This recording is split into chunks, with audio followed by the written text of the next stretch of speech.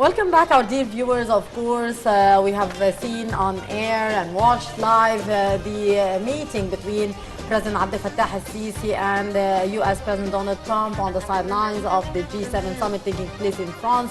Many important issues of mutual concern were discussed, the ties between Egypt and the United States, the deals that are expected to take place between those countries, and many topics regarding the regional files, Iran, of course, as well as the Middle East crises were tackled during the meeting of both leaders. To shed more light on the G7 summit and the meetings which were held by President Sisi on the sidelines of the G7 summit, we are very much delighted to have our very dear guest in the studio, Dr. Huda Rizana, former parliamentarian. Good morning, Dr. Huda. Good morning. And of course, our dear guest, Ambassador Ayoub, Mahmoud Ayoub, former Minister of Commercial and member of the Egyptian Council for Economic Affairs. Good morning, sir. Good morning to you. Good morning, Dr. Rizana. Good morning, Ambassador Ayoub. Now, to start with, Egypt's participation in the G7, Ambassador Ayoub, as the head of, or the chairman of the African Union, how do you see that? This is not the first time Egypt participates in an international economic summit, which is very important. A couple of months ago, we were in Japan G20, now in G7, and after a couple of months, we'll be back again in Bonn. This means that during this year of Egypt presidency to African Union, we are called to very important and strategic economic summits. Why I say very important and strategic? Because economy moves countries. Economy moves strategies. Economy sometimes moves armies. When Egypt is presiding the African Union this year, what is most important for us is Egypt is able to create interest in Africa. Japan has its plans for Africa, and Egypt can be a very good hub and the catalyst for the African continent. Egypt's role as far as economy is concerned is important in from what angle? Africa is about 1,200 million. Arab countries about 400 million. European countries about 5 million. So it is 2,100,000,000 people market. Egypt is a catalyst and the big hub for any investment in this area. Why? Because Egypt has economic and trade and preferential trade agreements with all these countries, with the Arab countries thanks to the Arab Common Market, with the African countries thanks to the COMESA and many other groupings, and also with the European Union. Yeah. So Egypt is the best catalyst and facet, and inroads to Africa can be done, and President Sisi is utilizing properly and efficiently proposing this opportunity to promote Africa and Egypt as a catalyst for all the joint ventures which European countries and Japan are thinking of as far as Africa is concerned. Dr. Rizana, we have seen and watched yesterday the speech which was delivered by President Abdel Fattah al-Sisi before the meeting, of course, of the G7 with the participation of many African leaders and, of course, French President Emmanuel Macron and UK Prime Minister Boris Johnson. How do you see the most important points that were tackled by the President in his speech? Well, as a matter of fact, he was utilizing this occasion to promote Africa as now representing the head of the African Union, and promote the ideas to involve all the European countries, the 7J, or the major industrial elements in the world right now, to be enrolled in the development and in a good and prosperous relation economically, and also to raise the level of the economic status of the whole African countries by using, as Mr. Ayoub mentioned, the facilities offered in Egypt with their the international deals and the agreements we were signing a long time, not 1 year, 10 years ago or more, the COMESA were signed. Yeah, that's And correct. it was, this passage to Africa was the dream of a lot of countries, as in Turkey. They never go without Egypt to Africa. And a lot of countries around us in the European Yes. area. The other issue that he was pointing that the development and of these countries and the sanity of the society depend on the eradication of terrorism and combating these waves of non-human attacks involving North Africa, say in Libya. It was a dramatic example, and which is evidently should be solved in this occasion, because France there and everybody is there, so it has to be not undermined. No, it has to be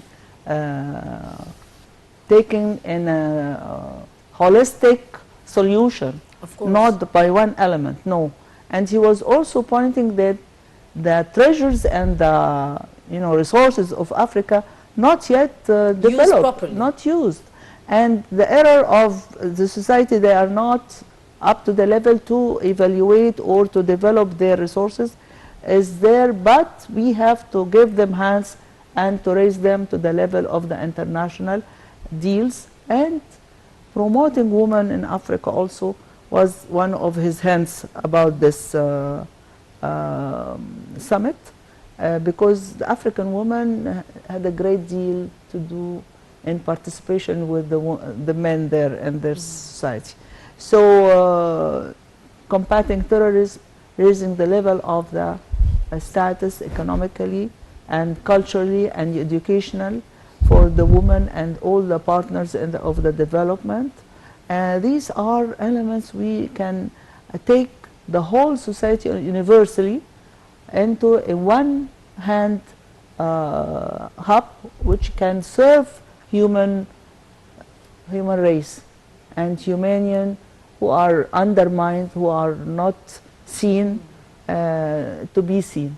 So I think he is playing a great role at this summit, exactly because he is one of the key to enter this area and to deal with all the partners on the level of the African countries, and also the European Union and the G7, of course, and Japan.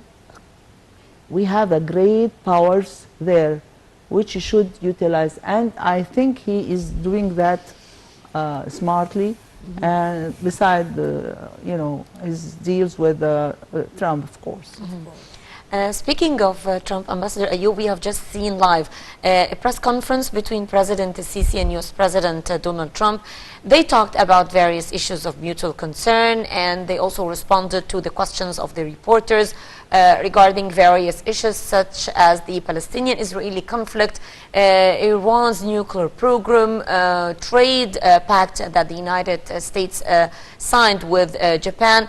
And also U.S. President the U.S. President Donald Trump talked about President Sisi's role in the region, and he said that he's looking forward to meeting him again. Perhaps this won't be the last meeting, and such discussions would be continued further. So how did you read this meeting? This will not be the last meeting between President Sisi and President Trump, and President Trump himself said, I'm looking forward to see him again.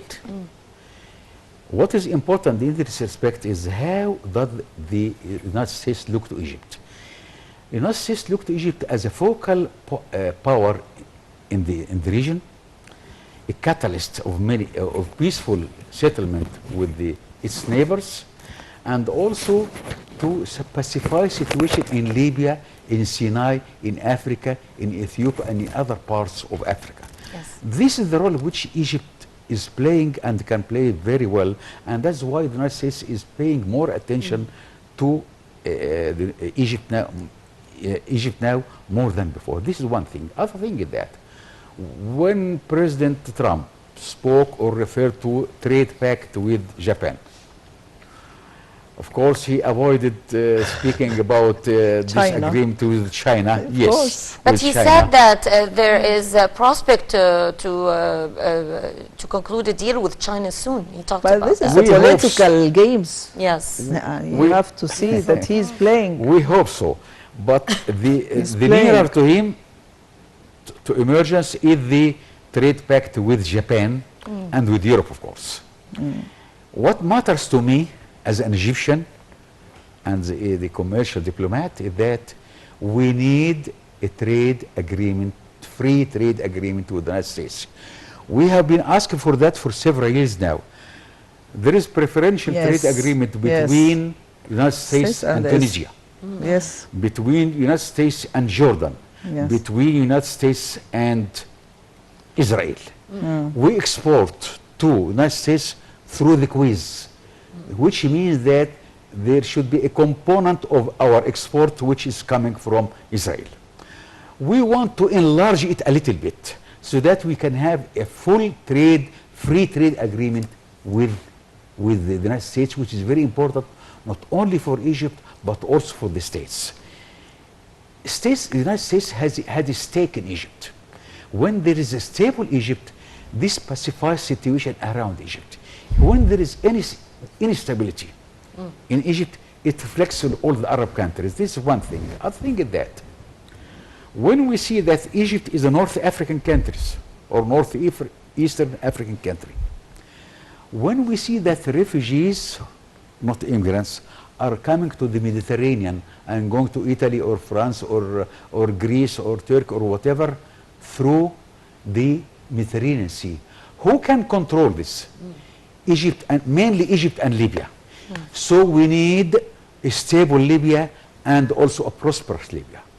So Egypt has a role to play in North Africa, not only in the our western desert and Sinai, but also in Libya. And the United States is quite aware of this fact, and the European Union through this summit are discussing also ways to control refugees coming from North Africa to southern parts of Europe through the Mediterranean.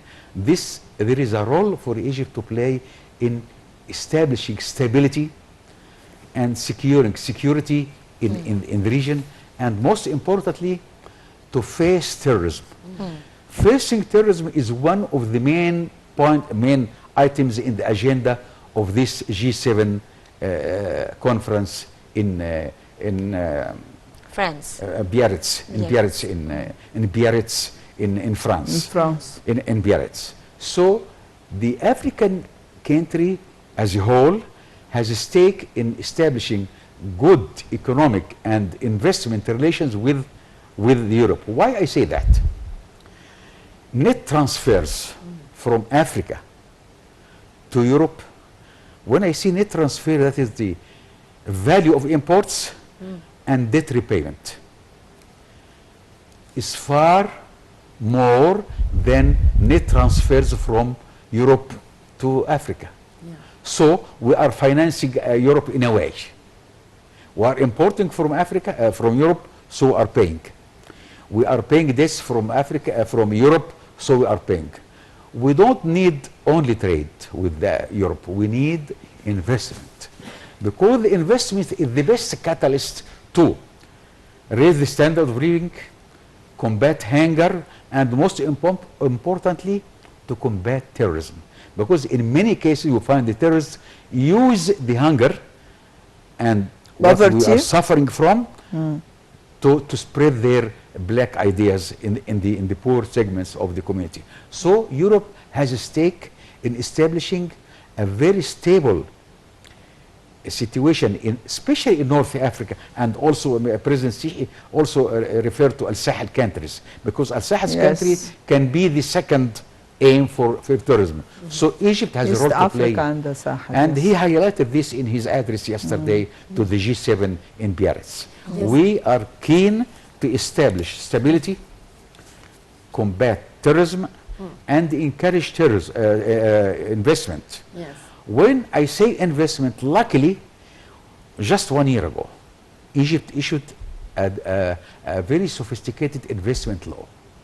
and even the regulations have been issued later on, and this paves the way for European countries to come and invest in Egypt as a gate to Africa. This is something I think that President Sisi is discussing also with the European leaders, and with Japan and the United States, whom he is meeting today, inshallah. Yes, Dr. Rosanna, that would bring me to ask about the efforts that could be exerted and the united efforts that could be reached between the different states, the G7 states and the African states, in order to find a mechanism in order to combat terrorism.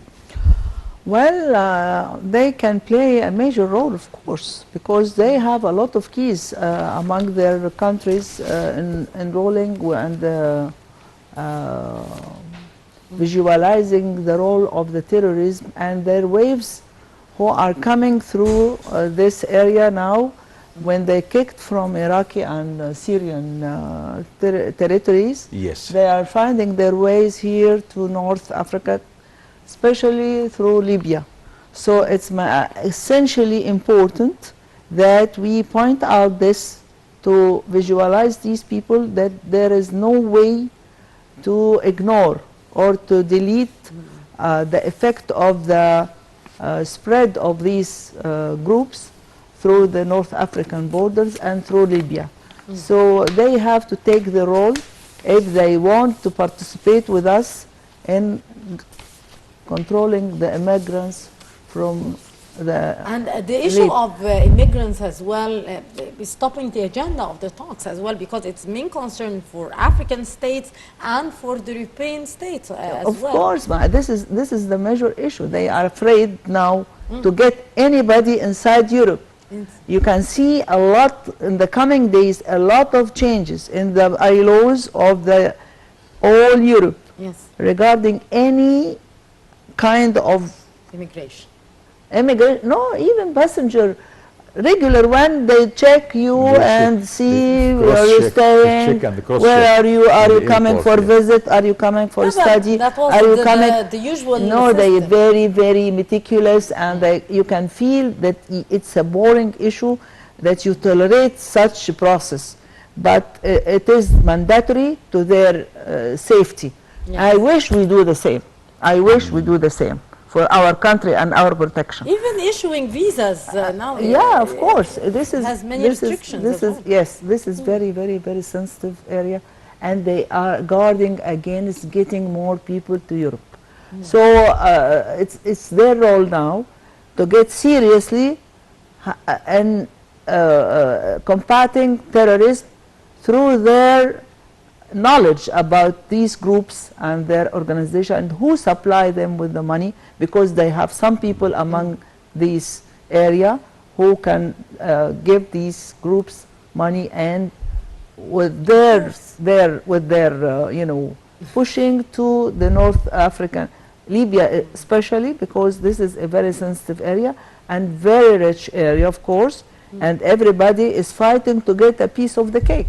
So we have to approach Libya with a holistic approach and holistic solutions, not to be separated, each area to be separated. No, Libya as one entity, they have to be again in one unit, so they can get and rise. And they have their own money, their own treasures, their own resources, and they have a very rich resources, by the way. Gas and petroleum and a lot of resources, natural, and this is the thing that we have to. I think President Sisi was showing them all how they solve this and how they can deal with the area there. Though a lot of countries have interest and they are eager to take a piece of Libya, but we are by his way of politics, maybe we can control the situation.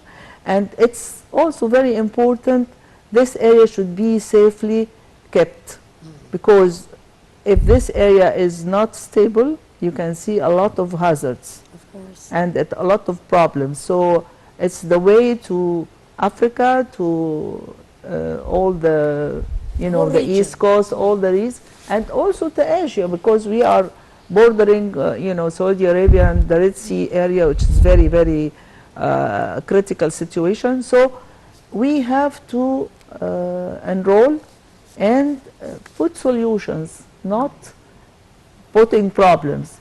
We have areas to be solved, so we have to sit and find solutions which can overlap and overcome these hazards. Yes. And if we don't leave with solutions, so we did nothing. We have a Indeed. cup of cake and coffee, and That that's is very nothing. important. So the solutions here, and to put it on ground, and every partner should take responsibility for his role. And you know, J Summit have a big role to control this area and to control the problems, Of course. and make everybody, as we dream, happy. Yes. But getting to this point, we have to eliminate factors, eliminate intruders and all these people who are, you know, intermingling between countries, and they are carrying ideas and carrying, you know, bombs, and they're not bombs, actual bombs, but in their ideas, and they are using the youth and the youth disappointment, and they are eager to find solutions for their energy. They don't find solutions in their country, so they can find a track on these crazy people. They are easily attracted. So we have to develop a program for youth, and youth in Africa is a very, very important resource, and we can use them and make a hell of, you know, revolution in their countries. They can be trained, they can be educated better than that, and they can be a big asset to the development of the whole world, not their countries only. And our youth also should feel it, and should feel that their homeland, their country, feels them and they use them. So we have to push to the solutions, not to the problem, and stay with the problem. We have pillars to go through: raising the level of education, raising the level of the social status, involving women and upraising the woman, and put her on the right track in all the African countries. And also we have, luckily, our president taking care of the woman this year. So we have to deal more with evolution and putting more, you know, not ordinary, you know, working woman. No, we have to get a sophisticated generation who deals with computers, with the IT and all languages, and you know how to develop even a small articulate industries. These gonna be playing a role in the level of life. You can find out that each family can get more resources than the usual of their dreams, more than that. So hopefully we can grow together, as we see that we are dealing here and we are trying, but women should take their role with a lot of trust. I mean, they have to consider women as a big asset in this continent, and to take their role dealing with the G7 committee also. They have to be visualized and supported, and I think this is one of the keys which you can eliminate poverty and illiteracy and bring a new generation who are happily growing, not in a misery or in the camps of the refugee or poverty or starving to death. This is one of the very, very dark days in the human history, that you can see such poor children who cannot eat, or maybe like a skeleton in front of a jar of food. So this is really so dramatic, and me as a medical professional, I can see this is a walking disaster and a growing problem, because this is already malnourished and he's growing in this way. So he's not working, he's not giving any help, but he always has a lot of help and need a support. So we have to stand for this and fight with a great of conscience, not only talks.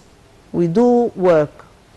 So I hope, I think God will be beside our president, Yes, and it's a hard I mission. may say that may the conclusion comes happily. Yes. Speaking of the Hopefully. president's efforts, President Sisi yesterday met with the German Chancellor Angela Merkel. On Saturday, he met with Italian Prime Minister, Yes. Giuseppe Conte, Yes. and today he's expected to meet with French President Emmanuel Macron.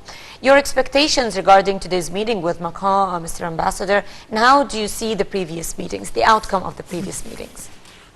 President Sisi, his agenda is full of items.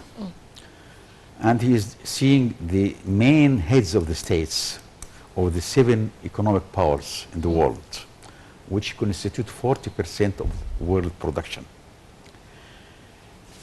When he is speaking about empowerment of women, and also as far as Europe is concerned, and the 4 presidents whom we have seen until now, there's an issue which is critical to African countries, to Egypt, and also to European banks. That is the money which was smuggled illegally to these countries, This is a very important and point. they put very harsh and difficult, Rules. almost impossible preconditions so that they bring, To the, bring money the money back back, yes. to the African countries and Egypt. So this issue is one of the most important points which President Sisi is discussing with the 4 presidents. Why? Most of this money in European countries, in channel banks and in Panama and other countries of the Commercial world. banks. So he is discussing this issue. Why?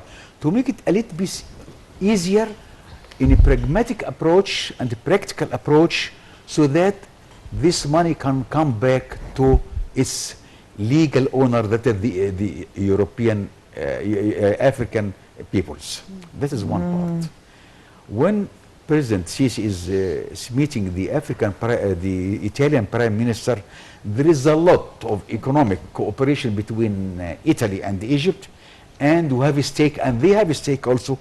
I will not mention the names of the companies, but many petrol and Yes, gas and oil exploration joints, companies yes. are working in the Delta and in the Mediterranean, Yes. and even as far as Cyprus and Greece is concerned. So this is a very important issue for not only for Egypt, but also not only for Italy, but also for European countries who need a regular supply of gas.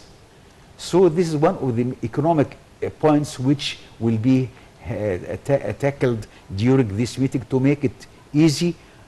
Now we know that Egypt is exporting gas from the area, not only Egyptian production, but from other countries. We are liquidifying it and exporting it as liquid to European countries. So Egypt now is working as a hub for the gas industry in the area. This is something which needs to be bolstered and increase the scale, not only in the pipelines, but also in the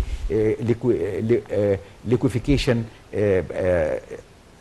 factories which we have in Alexandria, in Edco, and in Damietta. This is one thing. Other thing is that the European investment, whether German, French, British, or Italian, or else, or American, of course, is very important to Egypt.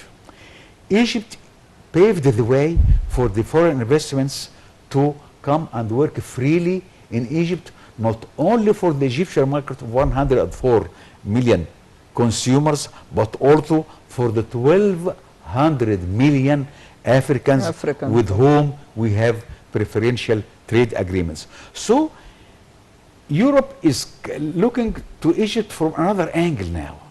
That's a pragmatic approach. Egypt is a hub for investment, a hub for trade, a hub for industries, Some of it may be not environment friendly, like the cement and so on, but still we can do that.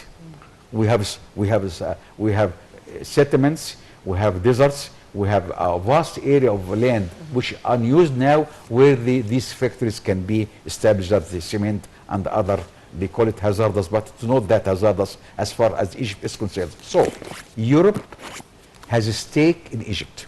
That's one thing. Other thing, as I earlier mentioned, Europe needs a stable North Africa.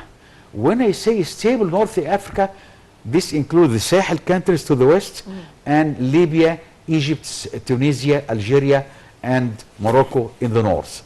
Egypt has a very good relations with the North African countries, not only from political, economic point of view, but also from political point of view.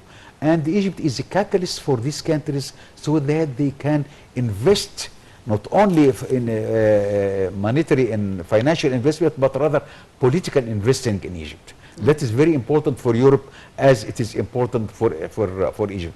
Yes, another consideration which we have to take in, other point which we have to take consideration, when we speak about women empowerment, and we found in some African countries the president is a woman, or the minister of defense is a woman. We have seen this in African countries. South Africa. Yes. And Sierra Leone as well. And in some East African countries, we have seen that the president and the minister of defense are ladies, are women. So this means women empowerment is taking the first row of interest now. And as we know, Europe is quite interested to see the woman takes its rightful place in the politics, not only economics, but also in the politics in the African countries, because this will be a balanced representation of the people, which they need. I'd like to thank you very much. I'd like to thank Dr. Huda Rizeno, former parliamentarian. Thank you very much for being with us this morning. And also Ambassador Ayoub, Mahmoud Ayoub, former Minister Commercial. Thank you very much for being with us in this edition of The Breakfast Show and for talking about the G7 Summit currently taking place in Biarritz, France. Thank you so much. And thank you, ladies and gentlemen, for being with us in this edition of The Breakfast Show, brought to you by my colleague Maisty Rabia, myself Al Hamalawi, both signing off for now, but more updates on the latest developments taking place in the G7 Summit in France. We'll be bringing you all the latest, all what you need to know through our channel, through Nile TV International, so stay tuned.